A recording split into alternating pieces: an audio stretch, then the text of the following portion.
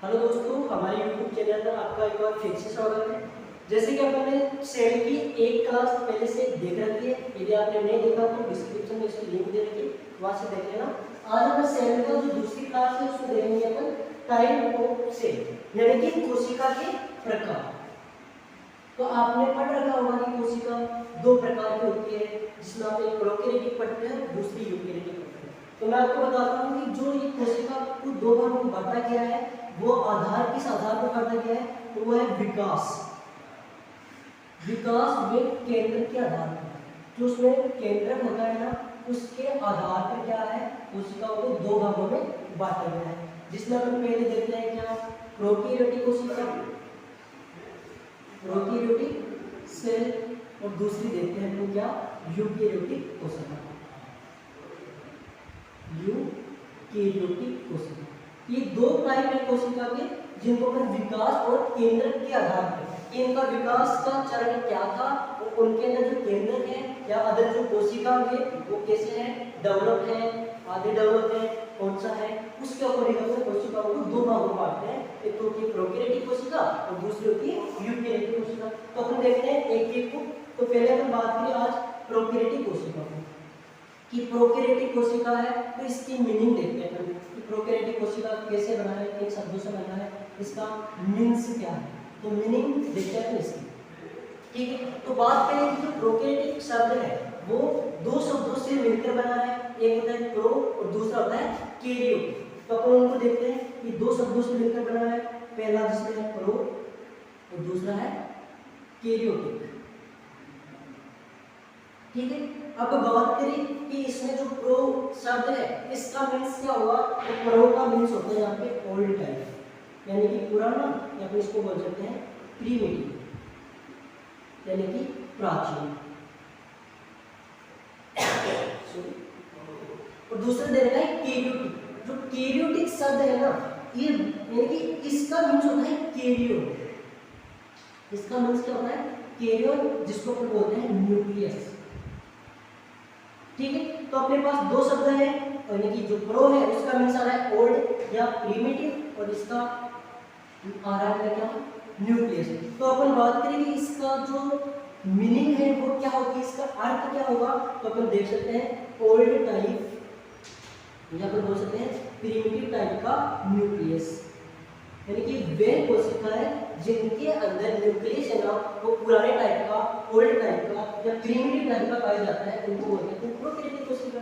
अपन बात करें कि ओल्ड टाइप, इसका ओल्ड टाइप या प्रीमिटिव का अर्थ क्या होगा, तो इसका अर्थ होगा कि इसके अंदर जो केंद्रक होता है ना, उस केंद्रक के ऊपर केंद्रक झिल्ली का अभाव होता है, केंद्रक के ऊपर केंद्रक झिल्ली का अभाव होता है, यानी कि इनमें केंद्रक झिल्ली नहीं पाई जाती है, एब्सेंट होती है।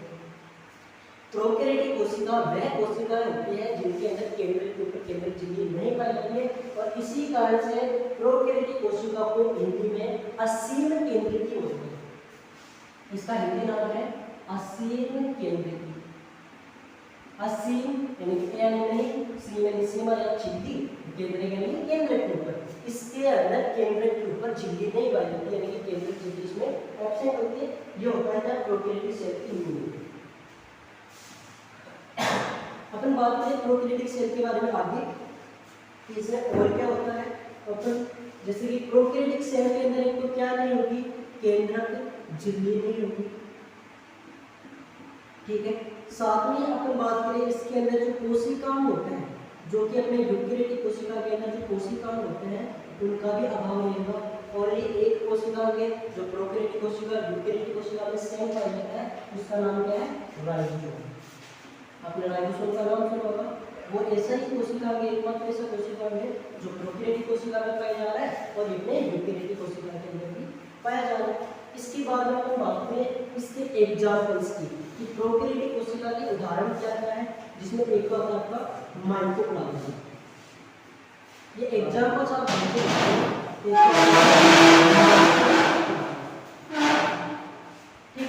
दूसरा क्या आता है इसमें, दूसरा आता है BGA, जिसको अपन बोलते हैं नील हरित सेवा, नील हरित सेवा,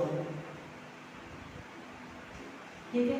जो हो गया नील हरित सेवा हो गया, जिसका दूसरा नाम क्या है, साइनोबैक्टीरिया, साइनोबैक्टीरिया।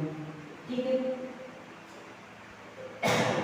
तीसरी बात क्लियर, इसमें आ जाते हैं जीवाणु, जितने भी जीवाणु है सारे जितने भी बैक्टीरिया है सारे इस एरिया में प्रोकैरियोटिक कोशिका के अंदर। चौथा अपन यदि बात करें तो देख लेते हैं आर्की बैक्टीरिया, आर्की बैक्टीरिया के बारे में। तो ये क्या है, अपने इसके उदाहरण है प्रोकैरियोटिक कोशिका के। प्रोकैरियोटिक कोशिका में क्या क्या आएंगे, आपके माइटोप्लाज्म आएगा, आपके बीजे आएंगे, हेलिसेल आएगा, आपका जीवाणु आएगा, आर्की बैक्टीरिया।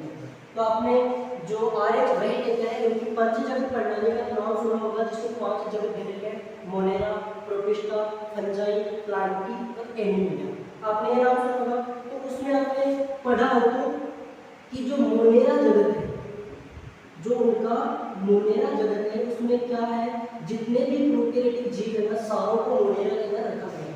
अपन इसके एग्जांपल्स के रूप में देख सकते हैं कि मोनेरा, जितने भी मोनेरा जगत के जितने भी जीव होते हैं सारे के सारे किसमें रहेंगे, प्रोकैरियोटिक। तो आपको पूछा जा सकता है कि पंचजगत प्रणाली में शामिल 5 जगतों में से कौन सा ऐसा जगत है जिनके अंदर सारे के सारे प्रोकैरियोटिक जीवों को रखा गया है, तो आप मोनेरा में कर सकते हैं। तो ये अपना हो गया इसके एग्जांपल्स की। और अपन बात करते हैं कि एक की माइटोप्लाज्म की क्या कहानी है, आर्की बैक्टीरिया की क्या कहानी है, उनको अपन देखते हैं। और अपन फिर जीवाणु के बारे में इसमें थोड़ा डिटेल करेंगे। तो अपन पहले थोड़ा सा देख लेते हैं, जैसे कि पहले मैं ले रहा हूँ आर्की बैक्टीरिया, आर्की बैक्टीरिया इस शब्द में ही दे रखा है, इसको अपन हिंदी में बोलते हैं आद्य जीवाणु। आद्य यानी प्रिमिटिव टाइप के हैं, जो पहले के हैं, यानी जो सबसे पुराने, यानी सबसे पहले जो जीव डेवलप हुए थे पृथ्वी के ऊपर, जब पृथ्वी का फॉर्मेशन हो रहा था, निर्माण हुआ था, उस टाइम में जो जीव सबसे पहले डेवलप हुए थे वो कौन से थे, आर्की बैक्टीरिया। यानी कि सबसे अपन बोल सकते हैं सबसे प्राचीनतम जीव, प्राचीनतम जीव इनको बोल सकते हैं, या सूक्ष्म जीव। सबसे प्राचीनतम सूक्ष्म जीव कौन सा है, आर्की बैक्टीरिया। एक ये है। दूसरी बात है कि आर्की बैक्टीरिया कठिन जो वातावरणीय परिस्थितियां है उनमें भी जीवित रह सकते हैं, यानी कि ये कठिन वातावरणीय परिस्थितियों में जीवित रह सकते हैं। कठिन वातावरणीय परिस्थितियों में जीवित रह सकते हैं। ये दो लाइन आपको समझ में। जैसे कि हम बात करें कि कठिन वातावरणीय परिस्थितियां कैसे, जैसे मैं आपको एग्जांपल देता हूँ कि एक जीवाणु है जो कि गर्म जो झरने होते हैं जल के, उनमें रहता है। उनका नाम क्या है, उसका नाम है थर्मस एसिडोफिलस। थर्मस एसिडोफिलस एक जीवाणु है जिसका नाम है थर्मस एसिडोफिलस, जो कि गर्म जल के झरनों में रहता है। दूसरा पर बात करें मोस्ट इंपोर्टेंट एग्जांपल है, उसका नाम है आपका, उनकी गाय भैंस होती है, उनके गोबर होता है ना, उसमें पाया जाता है, उसका नाम है मेथेनोजन। मेथेनोजन जीवाणु। जो मेथेनोजन जीवाणु है ना, वो आपकी गाय भैंस के गोबर में पाया जाता है और उसका नाम है मेथेनोजन। ठीक, ये गोबर में कहाँ से यानी कि पाया कहाँ पे जाता है, जो आंत होती है गाय और भैंस की, जो आंत होती है छोटी आंत बड़ी आंत, उनमें पाया जाता है और गोबर के अंदर ही रहता है। और ये क्या करता है, जो आपकी मीथेन गैस होती है जिसको अपन मार्स गैस के नाम से जानते हैं, उसका उत्पादन करता है। ठीक है, तो मार्स गैस का उत्पादन करने वाले जीवाणु का नाम है, मीथेन गैस का उत्पादन करने वाले जीवाणु का नाम क्या है, वह है मीथेन गैस, जो कि कहाँ पर पाए जाते हैं, गाय भैंस के आंत में और गोबर में भी पाए जाते हैं। जिससे आपने सुना होगा कि जो अपने बायोगैस प्लांट्स होते हैं उनमें गोबर वगैरह डालते हैं, उसमें जो उनका श्वसन की क्रिया होती है, उससे जो मीथेन गैस निकलती है उसमें कहीं ना कहीं आपके मीथेन जीवाणु का भी हाथ होता है। तो अपने आर्की बैक्टीरिया का नाम इतना ही पढ़ेंगे, इससे ज़्यादा कुछ नहीं है। इसके बाद हम सेकंड देखते हैं माइटोप्लाज्म, जो कि अपने पहले भी देखा था, माइटोप्लाज्म। इसके बारे में अपन ने जो पहले वाली वीडियो था उसके अंदर इसके बारे में हमने डिस्कस किया कि माइटोप्लाज्म सबसे छोटी कोशिका होती है। इसके जो इसको है ना, ये अपने साइज और शेप को बदलता रहता है, जिसके कारण उसको जीव जगत का जोकर कहा जाता है। ये एकमात्र ऐसा प्रोकैरियोटिक जीव है जिनके अंदर कोशिका भित्ति का क्या होता है, अभाव होता है। इसके ऊपर क्या नहीं पाई जाती, कोशिका भित्ति नहीं पाई जाती, ये इसकी इतनी कहानी जो कि हमने जो प्रीवियस अपना वीडियो था उसमें देख लिया। उसके बाद हम बात कर रहे हैं थर्ड नंबर पे अपने क्या था बीजीए। इसका थोड़ा इंटरेस्टिंग है बीजीए, जिसको हम बोलते हैं नील हरित सेवा, यानी कि ब्लू ग्रीन यानी कि नील हरित सेवा। और जिसका आजकल जो वर्तमान में नाम है उसका चेंज कर दिया, वो है साइनोबैक्टीरिया। साइनोबैक्टीरिया। तो इसके अंदर जो नील हरित सेवाल शब्द आता है, ये सेवाल शब्द आता है, तो इससे सब कंफ्यूज हो जाते हैं कि सर क्या ये सेवा है? नहीं, ये सेवा नहीं है। इसमें जो सेवाल शब्द आ रहा है इसके अकॉर्डिंग अपन देखो तो इसमें सेवाल एक लग रहा है, बट ये सेवाल नहीं है, ये एक जीवाणु है। क्या है ये? जीवाणु है। ये क्वेश्चन बार बार पूछा था कि निम्न में से कौन सा सेवाल है?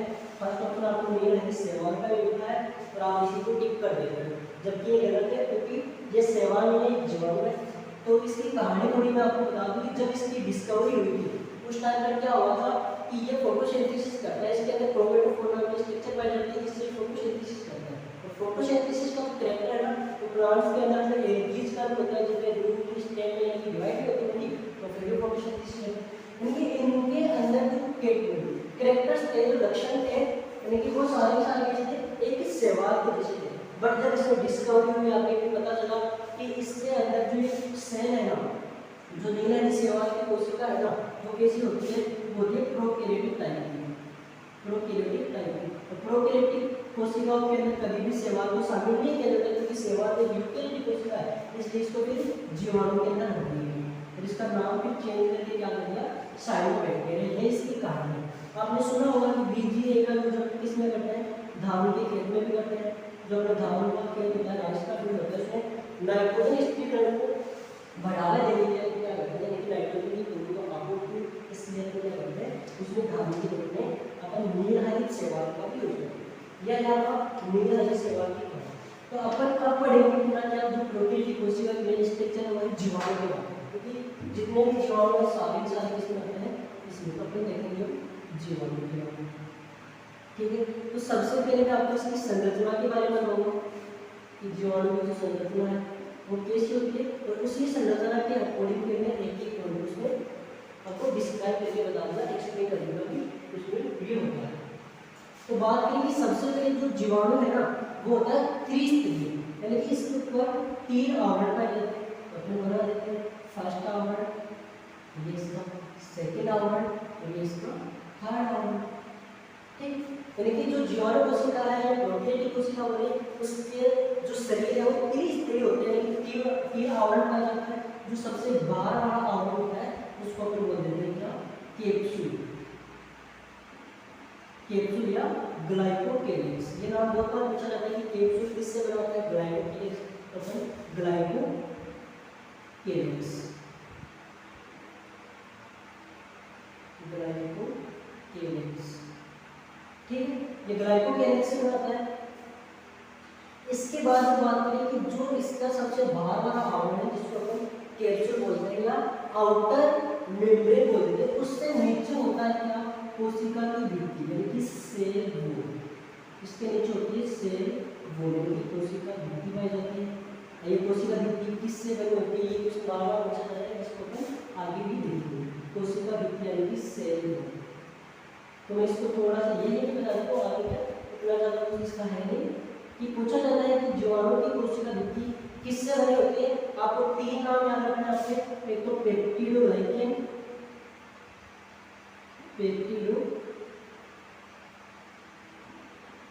पेप्टिडोग्लाइकेन बहुत बार पूछा गया क्वेश्चन कि जीवाणु की कोशिका भित्ति किससे?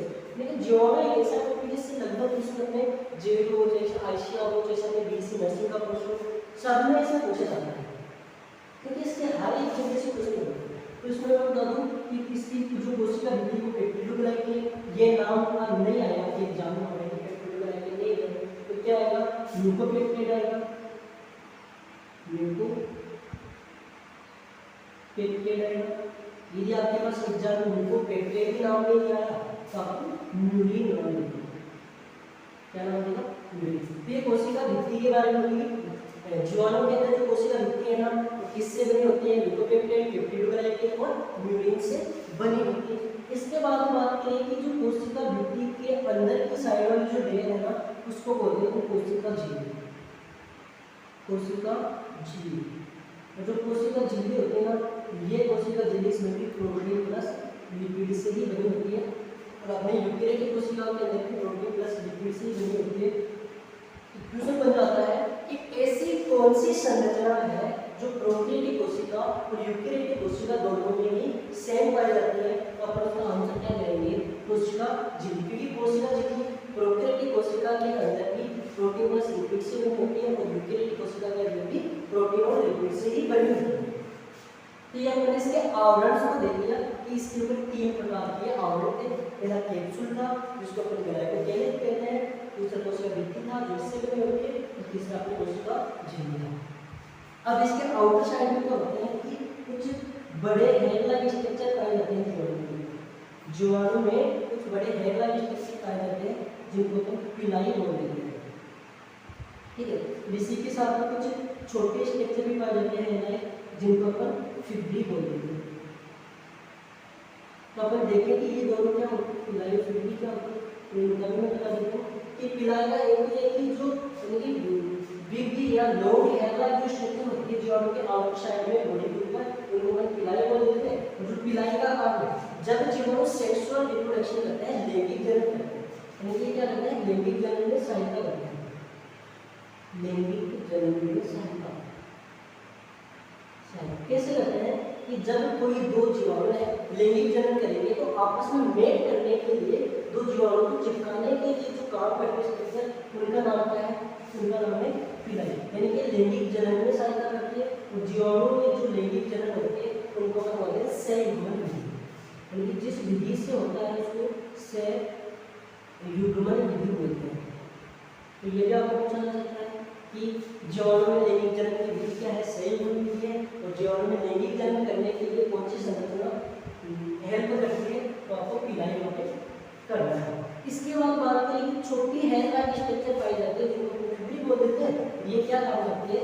किसी भी सतह से चिपकने में सहायता करती है, सतह से चिपकने में सहायता करती है। जैसे कि कोई भी जीवाणु है,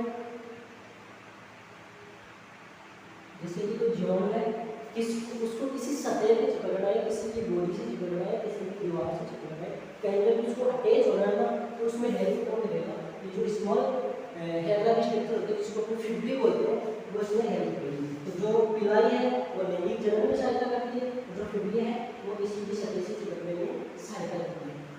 इतना होगा। इसके बाद अपन बात करें कि इसके अंदर एक मूवमेंट के लिए, गति के लिए एक स्ट्रक्चर पाई जाती है जिसका नाम है कसाभिका। कसाभिका, इसको अपन बोल सकते हैं फ्लैजिला। फ्लैजिला, इसका इंग्लिश नाम है फ्लैजिला या कसाभिका। कसाभिका का काम क्या होता है? ये किसी भी ऑर्गेनिज्म को गति करवाने का काम करता है, गति करवाने में ये क्या करती है? सहायता करती है। कसाभिका इतना काम करना है आपका कि ये गति करवाने का काम करती है। इनकी संख्या किसी एक जीवाणु के अंदर 3 से 5 तक हो सकती है। इनकी संख्या 3 से 5 तक हो सकती है। अब बात करें कि जहाँ से ये कसाभिका जुड़ी होती है उसको बोलते हैं आधार कण।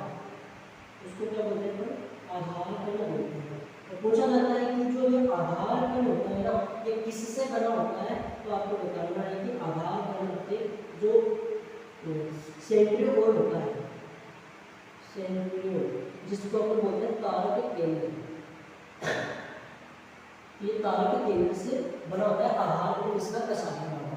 तो ये अपने बाहरी स्ट्रक्चर जो कि जीवाणु को वो देती है। अपन थोड़ा अंदर की तरफ एंटर होता है, तो अंदर की तरफ जब एंटर होंगे तो क्या मिलेगा आपको? जो ये इसकी कोशिका झिल्ली है ना, कुछ जगह से ये अंदर की तरफ फोल्ड हुई दिखेगी, ठीक है। तो मैं इनको बता दूं कि अपन जो इनकी इंटरनल स्ट्रक्चर है इनको देखते हैं। आप चाहो तो इसका स्क्रीनशॉट ले सकते हो, ठीक है। तो अपन देखते हैं इसकी इंटरनल स्ट्रक्चर्स को। तो इसकी अपन आउटर साइड पे देखिए। अब जैसे अपन अंदर की तरफ एंटर होते हैं तो अपन को दिखता है कि जो इनकी ये कोशिका झिल्ली होती है वो अंदर की तरफ फोल्ड हो जाती है, यानी कि अंतर्वलित हो जाती है, जिनको हम क्या नाम दे देते हैं, म्यूजोसोम। म्यूजोसोम आपने बहुत नाम सुना होगा म्यूजोसोम का, यदि आपने कभी प्रोकैरियोटिक कोशिका पढ़ा हो तो इसमें म्यूजोसोम होता है। तो पहला क्वेश्चन तो यही था कि किसी लोगों ने एग्जाम में देखा था, शायद ये अपने जेट के एग्जाम में पूछा गया था कि म्यूजोसोम क्या है। उसका आंसर था कि कोशिका झिल्ली का अंतर्वलन। जो प्रोकैरियोटिक कोशिका होती है उसमें जो कोशिका झिल्ली होती है उसका अंतर्वलन क्या कहलाता है, म्यूजोसोम। कोशिका झिल्ली का अंतर्वलन जो आपको दिखा होगा कि कोशिका झिल्ली कुछ अंदर की साइड में फोल्ड हो रही है और फोल्ड होकर क्या बना रही है, म्यूजोसोम का निर्माण कर रही है। ठीक है, और सेकंड क्वेश्चन है कि म्यूजोसोम का काम क्या है। तो पूछा जाता है, बार बार पूछा गया क्वेश्चन है कि म्यूजोसोम है ना वो अपने प्रोकैरियोटिक कोशिका के अंदर, प्रोकैरियोटिक कोशिका के अंदर जो श्वसन का स्तर होता है, जो श्वसन का स्तर होता है वो क्या होता है, म्यूजोसोम। क्योंकि प्रोकैरियोटिक कोशिका मैंने बताया था कि जो प्रोकैरियोटिक कोशिका है उनके अंदर जो यूकैरियोटिक और कोशिका की कोशिका होती है वो नहीं पाई जाती है, उनके स्थान पर कुछ अलग कोशिका होते हैं, जैसे कि मैंने बताया कि म्यूजोसोम। क्योंकि यूकैरियोटिक कोशिका की बात करें तो वहाँ पे श्वसन का कार्य माइटोकॉन्ड्रिया करता है, प्रोकैरियोटिक कोशिका के अंदर श्वसन का स्तर कम है, श्वसन का काम कौन करेगा, म्यूजोसोम करेगा। तो म्यूजोसोम क्या है, कोशिका झिल्ली के अंतःकरण से बनता है और ये क्या काम करता है, श्वसन का स्तर होता है, श्वसन होता है। थर्ड चीज देखिए कि यहाँ पे श्वसन हो रहा है तो श्वसन के जो एंजाइम है, श्वसन के एंजाइम, तो श्वसन के एंजाइम कहाँ पाए जाएंगे, म्यूजोसोम के अंदर। तो यहाँ पे श्वसन के एंजाइम भी पाए जाते हैं। तो थर्ड बात करें इसकी कार्यों की, तो ये जो अपना रेप्लिकेशन होता है, रेप्लिकेशन में भी सहायता करता है। तो रेप्लिकेशन में सहायता कौन करता है, म्यूजोसोम। इतना हो गया, इंपॉर्टेंट लगा लेना, एक तो ये वाला, एक ये वाला, ये अंतःकरण से बनता है और सेकंड ये प्रोकैरियोटिक कोशिका के अंदर श्वसन का कार्य कौन करता है, म्यूजोसोम करता है। इसके बाद में यदि अपन बात करते हैं अभी तो अपन चलते हैं इसमें कि कुछ यहाँ कुछ स्ट्रक्चर है इसमें, इस सेल के अंदर यहाँ पर कुछ स्ट्रक्चर है जिसको मैं नाम देता हूँ क्रोमेटोफोर।